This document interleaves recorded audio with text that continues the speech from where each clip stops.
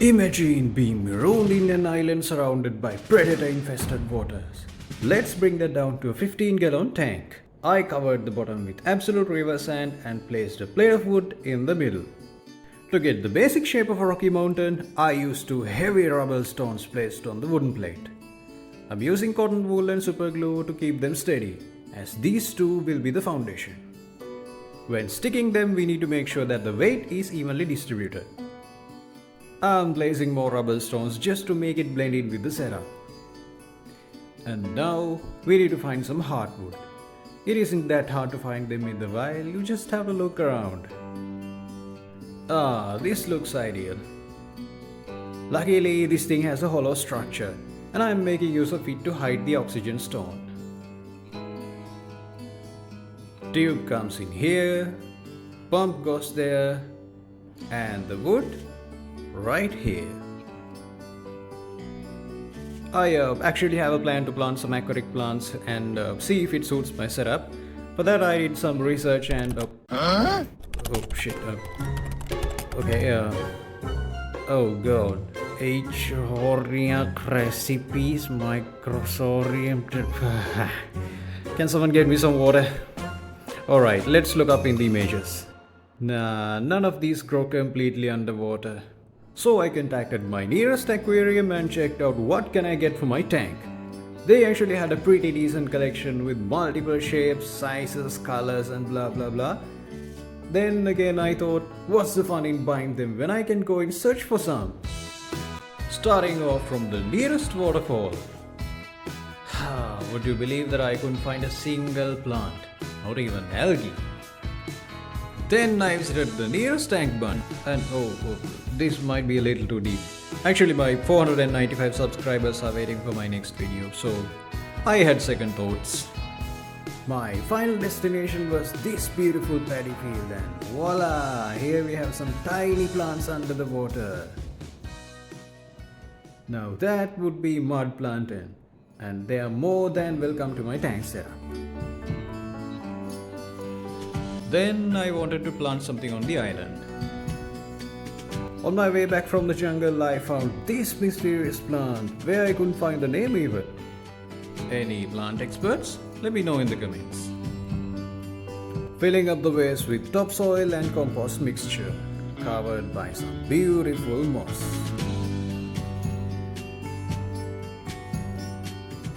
Let's see how this setup looks underwater.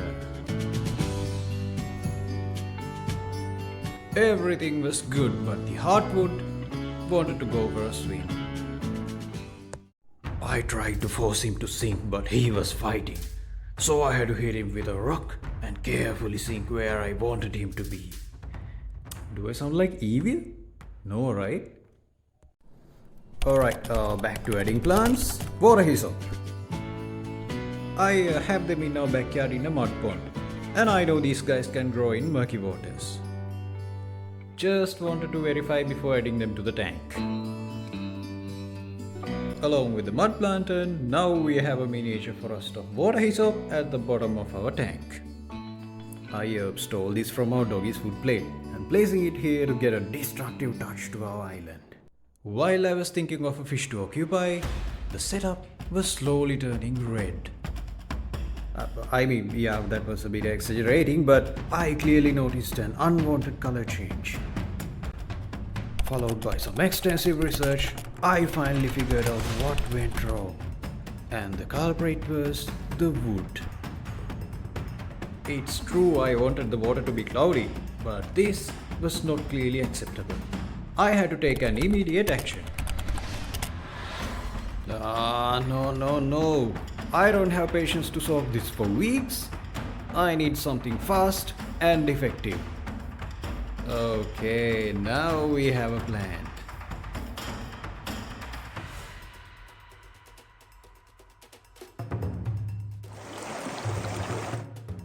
After draining the cloudy water, I refilled the tank and placed the boiled wood back to where it belongs.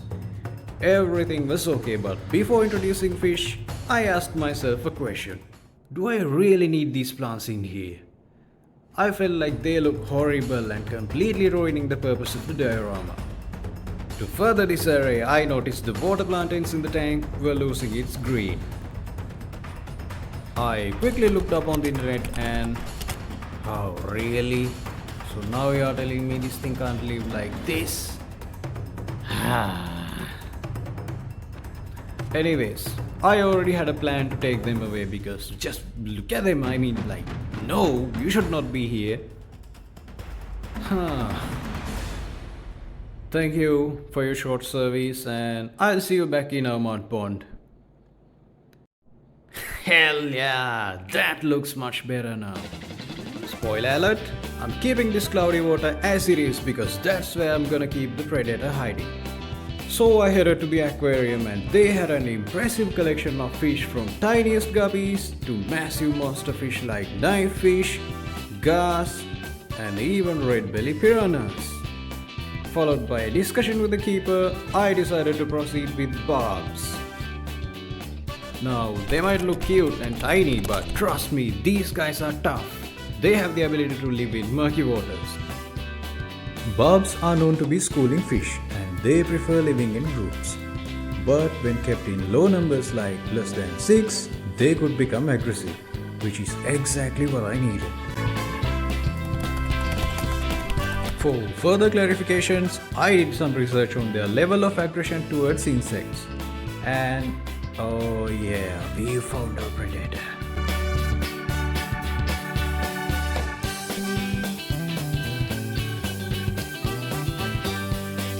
Soon after they released, I noticed 2 of them were having a fight club in a corner, while some of them just sat on the floor and resting, probably stressed out because of the change in conditions. But this little guy was excited. And he started exploring his new home.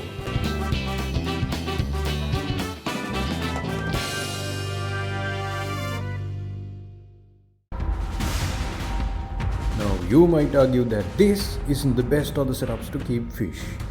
Well, couldn't agree more. In the coming episode, we'll be adding a tiny warrior to this island setup and test his survival skills to extremes. He'll have to make crucial decisions which might end up in disasters. Will he be able to survive? Will he be able to escape the predators, hiding for the right moment to attack?